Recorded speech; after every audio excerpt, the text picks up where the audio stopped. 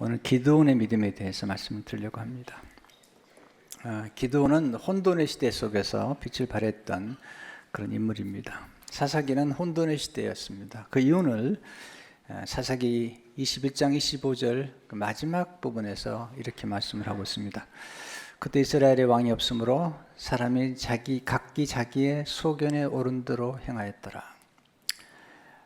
자기 소견에 오른 대로 행하면 안 되죠. 하나님의 말씀을 따라 행해야 되는데 각기 자기의 소견에 오른 대로 행함으로 혼돈 속에 빠지는 것을 보게 됩니다. 그 혼돈의 시대에 쓰임받은 인물들을 사사라고 얘기하죠. 히브리 기자는 사사들 가운데 특별히 4명만 여기에서 기록을 하고 있고 제일 먼저 기드온에 대해서 얘기를 하고 있습니다. 오늘 본문 히브리서 11장 32절에 34절을 보게 되면 내가 무슨 말을 더하리요? 기드온, 제일 먼저 나오는 사사죠. 바락, 삼손, 입다, 다윗 및 사무엘과 선지자들의 일을 말하려면 내게 시간이 부족하리로다. 그들 믿음으로 나라들을 이기기도 하며 의를 행하기도 하며 약속을 받기도 하며 사자들의 입을 막기도 하며 불의 세력을 멸하기도 하며 칼날을 피하기도 하며 연약한 가운데서 강하게 되기도 하며 전쟁에 용감하게 되어 이방 사람들의 진을 물리치기도 하며 기드온의 시대에는 특별히 미디안 백성들이 아말렉과 동방사람과 더불어서 이스라엘을 아주 괴롭혔습니다. 경제적인 어려움을 많이 끼쳤습니다. 그때 하나님께 부르실 때 하나님 쓰셨던 인물이 기드온입니다. 도대체 기드온은 어떤 인물이기 때문에 쓰셨을까? 하나님 어떤 인물을 선택해 쓰시는 걸까? 복음의 비밀이 담겨 있고 하나님의 역설이 담겨 있습니다. 첫째, 하나님은 작은 자를 선택해서 큰 일을 이루신다는 것입니다. 미디안 사람들이 쳐들어왔을 때 그 기드온은 미디안 사람들이 두려워서 미디안 사람들이 보는 데서 타작한 것이 아니라 원래 포도주 틀에 숨어서 타작을 했습니다. 포도주 틀은 포도주를 만드는 것인데 숨어서 밀을 타작했던 거죠. 근데 그때 하나님이 찾아오셨어요. 사사기 6장 11절을 보니까 여호와의 사자가 아비에셀 사람 여호와스에게 속한 오보라 이르러 상수리 나무에 앉으니라. 마침 여호와스의 아들 기드온이 미디안 사람에게 알리지 아니하여 밀을 포도주 틀에서 타작하더니, 만약에 그가 용기 있는 사람이었다면, 그가 정말 큰 사람이었다면 숨어 있지 않았을 거예요. 내가 포도주 틀에서 숨어서 밀을 타작했던 것을 보게 됩니다. 하나님께서 기드온을 찾아오셔가지고 기드온이 믿지 못하는 말을 하십니다. 사사기 6장 12절을 보니까 여호와의 사자가 기드온한테 이르되 큰 용사여 여호와께서 너와 함께 계시도 하매. 그를 큰 용사라고 부르고 있어요. 이게 하나님 믿음이에요. 네. 비급하고 두려워 떨고 있는 기드온에게 너는 큰 용사라고 이렇게 선포를 하시는 거예요. 이게 하나님의 믿음이세요. 네. 하나님이 두려워하고 때로 비급한 우리를 찾아오셔서 큰 용사라고 부르시는 거예요. 여기서 우리가 중요한 질문을 하게 되죠. 왜 하나님 이렇게 부르시는 걸까? 하나님이 거짓말하는 걸까? 아니면 무엇을 보시는 걸까? 기드온에게 하나님께서 내가 가서 미디안 사람들의 손에서 이스라엘 민족을 건져내라. 네, 14절에 보니까 여호와께서 그를 향하여 이르시되 너는 가서 너의 힘으로 이스라엘을 미디안의 손에서 구원하라. 내가 너를 보낸 것이 아니냐 하시니라. 그때 기드온의 반응이 놀라워요. 15절에 보니까 그러나 기드온이 그에게 대답하되 오 주여 내가 무엇으로 이스라엘을 구원하리까? 보소서 나의 집은 므낫세 중에 극히 약하고 나는 내 아버지 집에서 가장 작은 자니이다 하니. 기드온이 나는 작은 자입니다. 하나님은 가장 작은 자라고 생각하는 기드온을 선택해서 하나님의 크심을 나타내는 거예요. 사도 바울도 하나님이 쓰실 때 그가 가장 작은 자라고 고백하잖아요. 고린도서 15장 9절을 보니까 나는 사도 중에 가장 작은 자라. 나 하나님의 교회를 박해하였으므로 사도라 칭함 받기를 감당하지 못할 자니라. 하나님께서 큰 자를 쓰시는 게 아니라 스스로를 작다고 여기는 사람을 선택해서 쓰시면서 기도원에게 말씀하시죠. 그 작은 것 속에, 내가 생각하는 작은 자라고 고백하는 그 고백 속에 하나님의 큰 능력이 있느니라. 네, 큰 자와 하나님이 동행하지 않으신다고요. 큰 자가 하나님과 동행하지 않으면 그건 아무것도 아니죠. 작은 자지만 하나님이 동행하시면 큰 역사를 일으킨다고 말씀하시면서 내가 너와 함께 할 테니까 너는 미디안 사람들을 한 사람 치듯 하리라. 사사기 6장 16절을 보니까 여호와께서 이르시되 내가 반드시 너와 함께 하리니 내가 미디안 사람 치기를 한 사람을 치듯 하리라 하시니라. 이 작은 자가 놀라운 일을 이루신다고 말씀하시죠. 이사야 60장 22절을 보니까 그 작은 자가 1000명을 이루겠고 그 약한 자가 강국을 이룰 것이라. 하나님은 참 신비로우시죠. 네. 크다고 생각하는 사람을 쓰지 않으시고 작다고 생각하는 사람을 선택해서 오히려 큰 용사라고 부르시는 것을 보게 됩니다.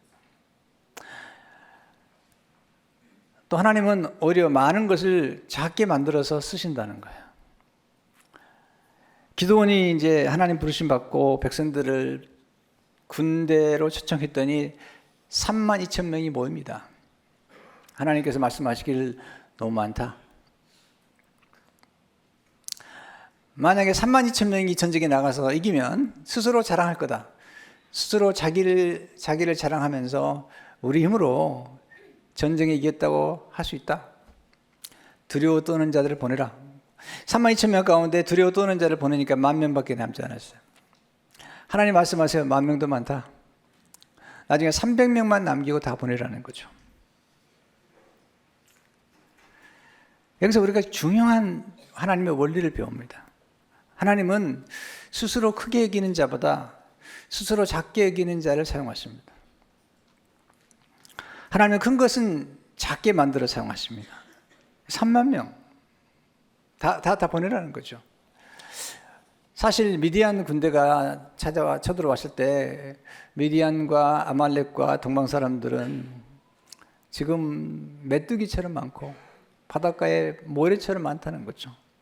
사사기 7장 12절을 보니까 미디안과 아말렉과 동방의 모든 사람들이 골짜기에 누웠는데 메뚜기의 많은 수와 같고 그들의 낙타의 수가 많아 해변에 모래가 많음 같은지라. 이렇게 많은 숫자를 마침 전쟁해야 되는데 하나님께서 그 많은 수를 다 보내고 300명과 함께 하라. 내가 너와 함께 하리라. 두 번째, 하나님은 약한 자를 통해서 큰 능력을 베풀어 주신다는 겁니다. 오늘 6장 15절을 보니까 나의 집은 므낫세 중에 극히 약하고, 하나님은 기드온이 스스로 약하다고 고백할 때에 하나님의 영을 부어주시는 것을 보게 됩니다. 사사기 6장 34절을 보니까 여호와 영이 기드온에게 임하시니 기드온이 나팔을 불매 아비에셀이 그의 뒤를 따라 부름을 받으니라. 여호와의 영이 기드온에게 임했다. 우리가 강할 때 여호와 영이 임한 게 아니라 우리가 약할 때에 여호와의 능력이, 그리스도의 능력이 임한다는 사실이죠. 우리의 문제는 약한 게 아니에요. 너무 힘이 많아요. 너무 육적인 힘이 강해요. 허드슨 테일러가 말하기를 하나님을 의지할 만큼 지극히 연약한 자를 사용하신다. 우리 인간은 자기에게 조금만 힘이 있어도 하나님을 의지하려고 하지 않습니다. 하나님께서 우리로 약하게 만드셔서 사용하시는데, 사도 바울이 육체의 가시 때문에 하나님께 기도하잖아요. 하나님께서 그의 기도를 거절하심으로 응답하세요. 내가 약할 때 내가 강하며 내가 약할 때 그리스도의 능력이 내게 머문다. 하나님께 말씀하세요. 신비롭죠? 우리가 강할 때 하나님의 능력이 같이 하지 아니하고 우리가 약할 때 그리스도의 능력이 나타난다는 사실을 말씀하고 계시는 것이죠. 예수님께서 이 땅에 오실 때에 큰 자로 오시지 않으셨습니다. 작은 자로 오셨죠. 그리고 예수님께서 스스로의 능력으로 일하지 않으셨습니다. 성령을 의지해서. 마태복음 12장 24절을 보게 되면 28절을 보면 그러나 내가 하나님의 성령을 힘입어 귀신을 쫓아내는 것이면 하나님의 나라가 이미 너에게 임하였느니라. 사도행전 10장 38절을 보게 되면 하나님 나사렛 예수에게 성령과 능력을 기름 붓듯 하셨음에 그가 두루 다니시며 선한 일을 행하시고 마귀에 눌린 모든 사람을 고치셨으니 하나님이 함께 하셨습니다. 성령의 능력, 하나님의 능력이 임할 때에 놀라운 일을 감당할 수 있는데 언제 하나님의 능력이 임하시냐면 우리가 약할 때에, 우리가 연약할 때에 임한다는 사실입니다. 가끔 사람들이 제게 물어봐요. 깊은 영성이란 무엇냐고 물어보면 제가 이렇게 답하죠. 깊은 영성이란 강함을 깨트려 연약해지는 것이다. 깊은 영성이란 연약함을 유지하는 것이라고. 깊은 영성이란 우리 연약한 그릇 속에 그리스도의 능력을 채우는 것이라고. 우리는 어떻게 하든지 강해 보려고 그러잖아요. 근데 하나님은 그렇게 말씀하지 않으세요. 우리가 연약할 때에 그리스도의 능력이 임하기 때문에 오히려 우리의 연약함을 유지하기 위해서 기도하는 거죠. 기도를 왜 하시는 거예요? 힘 빼는 거예요. 네? 하나님께서 힘 빼라는 거예요. 어떤 분은 눈에 힘이 많더라고요. 눈에 힘이 많아서 째려보는데 그것도 빼래요. 힘 좀 빼래요. 여러분 운동선수들을 보면 그 시합에 나가서 그 해설하는 분들이 그렇게 저분 오늘 어깨에 힘이 많이 들어갔다고. 힘이 들어가면 안 되잖아요. 모든 것은 원리는 간단합니다. 힘이 들어가면 안 됩니다. 힘 빼야 됩니다. 하나님께서 우리의 삶 가운데 고난과 역경을 보내셔가지고 자꾸 힘을 빼게 만드시는 거예요. 왜냐하면 연약할 때 하나님께서 역사하시고 그 약하게 보일 때에 하나님이 더 요긴하게 역사하신다는 거죠. 이게 하나님의 나라의 비밀이고 그리스도의 교회의 공동체의 비밀이에요. 바울이 얘기하잖아요. 세상적으로 큰 자가 있느냐? 또 강한 자가 있느냐? 아니라는 거죠. 그리스도의 몸된 교회는 오히려 약한 자, 작은 자가 있는 것인데 하나님께서 그 약하고 작은 자를 오히려 요긴하게 사용하신다. 고린도서 12장 22절 23절을 보게 되면 더 약하게 보이는 몸의 지체가 도리어 요긴하고 약하게 보이는 것들이요 꼭 필요해요. indispensable. 꼭 필요한 거예요. 이건 없어서는 안 되는 거죠. 우리가 몸에 덜 귀 여기는 그것들을 더 귀한 것들로 입혀주며 우리 아름답지 못한 지체는 더욱 아름다운 것을 넣느니라. 이 교회에서 역사하신 하나님의 섭리고 하나님의 나라가 이렇게 이루어지는 것을 보게 됩니다. 약한 것, 깨어진 것, 그리고 작은 것. 그 속에 하나님의 비밀이 담겨 있는 거죠.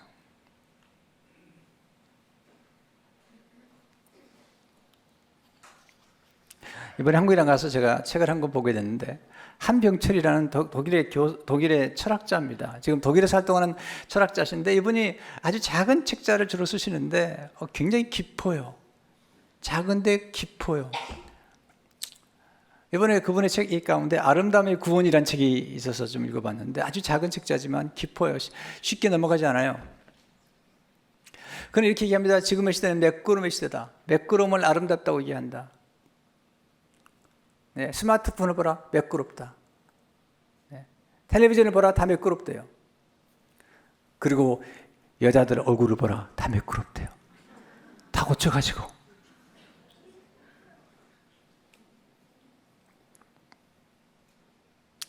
그러나 진정한 아름다움은 어디 있는가? 세상이 만들어내는 매끄러움이 있는 것이 아니다. 진정한 아름다움은 부정성이 있는 것이다. 부정성. 그분이 십자가를 얘기하지 않았지만 그분의 책을 보면서 내가 그래서 진정한 아름다움은 어디 있는 걸까? 매끄럽지 않은 곳, 십자가.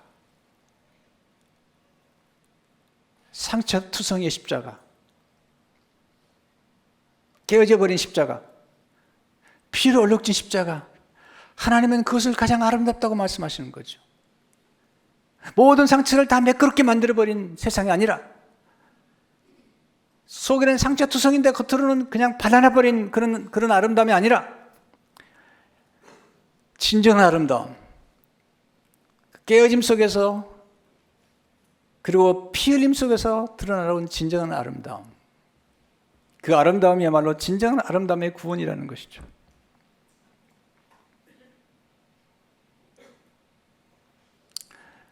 사람들이 너무 매끄러운 걸 좋아하는데요. 그게 문제라는 겁니다. 그게 진정한 아름다움이 있는 것이 아니라는 것이죠. 세 번째, 하나님은 약한 믿음을 점점 견고케 하심으로 영광을 받으시죠. 기도원이 하나님의 부름을 받을 때 믿음이 약했어요. 하나님 앞에 자꾸 표징을 구해요. 여러분, 믿음이 좋은 사람은 표징을 구하지 않죠. 믿는 사람, 진짜 믿음 가진 사람은 보지 않고 믿는 사람이잖아요. 그런데 더 많은 표징을 구했습니다. 내가 옆구리를 좀 만져보고 싶습니다. 근데 기도원도 똑같죠. 하나님 표징을 보여달라고. 사사기 6장 17절 18절을 보니까 기도원이 그에 대답하여 만일 내가 주께 은혜를 얻었사오면 나와 말씀하시니까 주 되시는 표징을 내게 보이소서. 내가 예물을 가지고 다시 주께로 와서 그것을 주 앞에 드리기까지 이것을 떠나지 마시기를 원하나이다 하니 가이르되 내가 너를 돌아올 때까지 머무리시나 하니라. 하나님이요, 표징을 보여주세요. 책망하지 않으세요. 여러분, 그런 경험 혹시 하신 적 없어요? 여러분, 신앙의 초기 때 기도만 하면 응답이 되는 거예요. 근데 여러분, 신앙이 깊어질수록 하나님의 기도 응답이 더디어지고 때로는 표징을 잘 안 보여주실 수가 있어요. 그것은 여러분들이 믿음이 더 깊어져 가고 있다는 증거예요. 하나님께서 우리가 신앙이 연약할 때 표징을 자꾸 주세요. 근데 신앙이 깊어지면 표징을 잘 보여주지 않으세요. 이런 경험을 영성가들은 영혼의 깊은 밤이라고 얘기해요. 그렇게 자주 보여주는 표징이 보이지 않고 때로는 칠흑 같은 어둠이 계속될 때, 그래서 우리의 신앙이 점점 성장하고 있다는 사실을 보여줄 수 있는 거죠. 기도는 믿음이 약하기 때문에 표징을 보여주시죠. 예물을 드리는데 고기를 희생제물로 잡았고 무기병을 만들고 국을 가져오니까 여호와 사자가 바위 위에다가 그 예물을 넣고 국을 부으라는 거예요. 그리고 여호와 사자가 지팡이 끝으로 그 예물을 터치했더니 바위에서 불이 나왔어요. 물을 부은 거예요. 국을 부은 거예요. 그런데 바위에서 불이 나와가지고 태워버린 거죠. 여기서 하나님의 영광이 나타나는 거죠. 근데 기도원이 거기서 만족하지 않아요. 하나님 표징을 또 보여주세요. 내가 한 양털을 내가 준비해 놓을 텐데 하룻밤 자고 나면 그 양털에만 물이 있고 나머지 양털 주위는 이슬이 없도록 해주세요. 아침 일어나 보니까 양털을 짜보니까 이슬이 거기다 묻어 있고요. 주위에는 이슬이 없어요. 또 한 번 구합니다. 하나님, 한 번 더 구하겠습니다. 이번에 양털에는 이슬이 없고 땅에만 이슬이 있게 해주세요. 아침 일어나 보니까 정말 양털에는 이슬이 없어요. 여기서 하나님께서 지금 그 기도원의 믿음을 자꾸 키워주시는 거예요. 사노스에서 목회하시는 한명철 목사님이 한번 그런 얘기를 하시더라고요. 신학교 다닐 적에 신학생들이 어려우니까 자꾸 하나님 앞에 학비를 기도하고 또 기숙사비를 기도하고 그러는데 이분은 뭐 그걸 기도하지 않았나 봐요. 근데 자꾸 친구들이 구하니까 문득 그런 생각이 들어요. 나도 한번 기도해 볼까? 하나님 테스트하듯이 하나님 그냥 기도했대요. 그냥 지나가는 말로 하나님 나도 한번 기도해 볼게요. 한 3만 원만 줘보세요. 그렇게 기도한 지 얼마 안 돼서 기숙사에 앉아있는 내 친구가 찾아오더래요. 근데 불뚝 주머니에다 손을 넣어주면서 쓰라고. 그리고 나가는데 딱 그런 생각이 들어요. 이건 3만 원이다. 네, 3만 원이 들어요. 그래도 이 목사님 생각에 이게 무연이겠지. 한 번 더 제가 하나님 해볼게요. 한 번만 더 줘보세요. 3만 원. 주일날 예배를 마치고 집에 돌아가는 길에 육교, 그 당시 육교가 있어요. 육교를 지나가는데 한 친구가 쳐다보더라고요. 친구를 만났대요. 보자마자 부탁도 하지 않았는데 주머니에서 손을 넣더니 친구, 야 이거 써라 그리고 넣어주더래요. 딱 그 순간 이거 3만 원. 잃어보니까 3만 원이 들어요. 이게 작은 표징들이 우리 삶 가운데 기도 응답들이 나타나는 거거든. 저도 수많은 경험을 했어요. 이런 표징들 속에서 하나님이 하신 일들을 너무 많이 봤어요. 하나님 우리 연약한 믿음을 키워주기 위해서 때로는 표징들을 보여주시는 거죠. 하나님께서 이제는 기드온이 구하지 않은 표징을 주시려고 미디안 군대에 들어가 봐라. 지금 300명밖에 안 남았어요. 지금 기드온의 군대는 300명인데 미디안은 지금 바닷가에 모래와 같이 많은 거예요. 근데 밤에 정탐을 가보라는 거예요. 이건 잘못하면 죽는 거예요. 기드온과 부하만 데리고 가는데 죽는 거죠. 네, 갑니다. 하나만 순종해서 갔더니 거기에 미디안 병사 한 사람이 꿈을 꿨는데 꿈 얘기를 하는 거예요. 엿들으니까요. 내가 꿈을 꿨는데 보리떡 한 덩이가 나타나가지고 이 장막을 이렇게 싣고 다니는데 장막이 쓰러지면서 미디안 군대가 다 죽더라는 거예요. 그러면서 꿈을 어떻게 해석하냐면 이 보리떡은 미디안의 칼이다. 기드온의 칼이라고 얘기를 하는 거예요. 그 얘기를 듣고 하나님의 확증을 얻고 돌아옵니다. 그래서 300명만 데리고 미디안 군대를 치러 들어가는데 놀라운 전법을 발휘합니다. 나팔을 가지고 그리고 항아리를 가지고 그리고 항아리 속에 횃불을 감췄습니다. 지금 미디안 군대는 지금 바닷가에 모래와 같이 많은 거예요. 엄청난 수예요. 근데 기드온이 놀라운 전략을 세운 거죠. 그 작은 숫자로 큰 숫자를 이길 수 있는 게 뭘까? 사람들로 하여금 순식간에 수많은 사람이 등장하는 것처럼 보일 수 있는 길. 기드온이 얘기합니다. 병사들에게. 내가 소리칠 때 여호와를 위하여 기드온을 위하여 소리치면서 나팔을 불고 동시에 항아리를 깨트리고 감추었던 횃불을 끄집어내라는 거예요. 수많은 병사들이 잠자고 있는 거죠. 밤이니까. 보트도 있지만. 근데 300명이 들어가서 갑자기 한순간에 나팔을 불고 300명이 그리고 항아리가 깨지고 그리고 횃불이 확 나타나니까 이 미디안 군대 혼비백산해가지고 서로 싸우다가 다 죽는 거죠. 근데 팀 캐더는 말하기를 이거는 하나님이 가르치신 게 아니로 기드온이 스스로 고안한 전략이라는 거죠. 그러면서 하는 말이 하나님은 기드온이 이렇게 탁월한 전법을 사용할 것을 미리 알고 그게 큰 용사라고 말씀하신 것이다. 하나님 우리에게 말씀하실 때 우리 안에 있는 놀라운 잠재를 알고 계시거든요.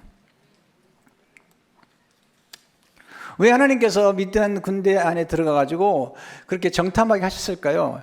여기서 중요한 원리가 있습니다. 우리가 기드온이 경험했던 경험을 통해서 우리가 배우는 중요한 원리를 좀 우리는 기억해야 됩니다. 하나는 하나님 적군이 우리가 생각하는 것보다 강하지 않다는 것을 보게 하시는 거죠. 미디안 군대가 많지만 생각보다 많지 않다, 강하지 않다. 또한 하나님 우리의 문제가 생각보다 크지 않다는 것을 보게 하신다는 거죠. 또 하나님 우리의 장애물이 생각하는 것보다 심각하지 않다는 것을 자꾸 보게 하세요.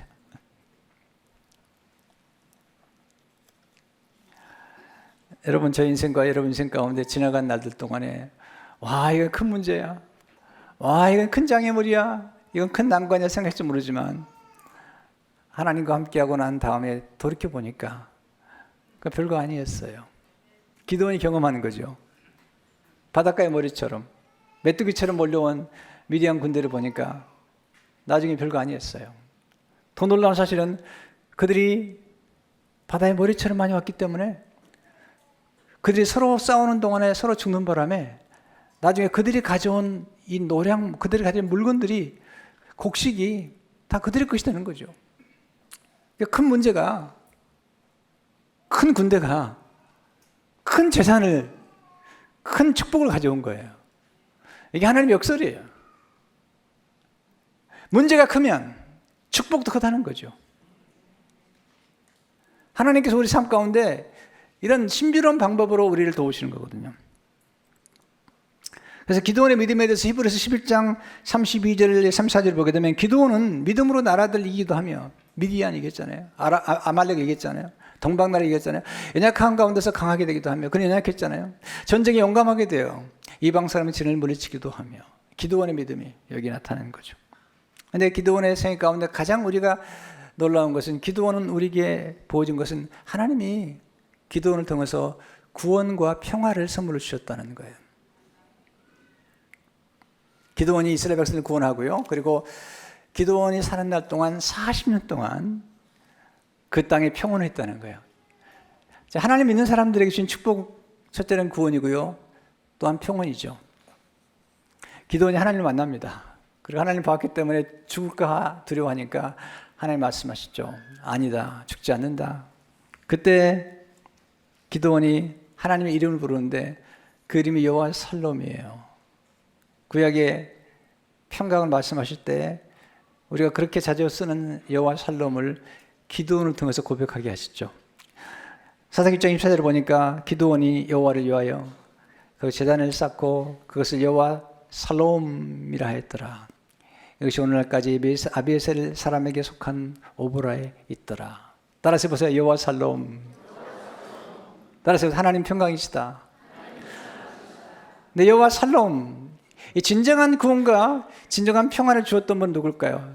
사실 기드온은 40년 동안 평안을 주었지만 기드온은 잠시 동안 그들을 구원했지만 우리 예수님은 이 땅에 오셔서 십자가에 죽으시고 깨어지시고 그리고 피를 흘리심으로 우리 진정한 구원과 평강을 주셨다는 거죠. 그리고 우리를 화평케 하셨다는 거예요. 이것이 십자가의 비밀이고 이것이 성찬의 비밀이라는 거죠. 예수님 작은 자로 오셨습니다. 십자가에서 깨어지셨습니다. 그리고 십자가에서 우리에게 위하여 찢어주신 그 살과 피가 작지만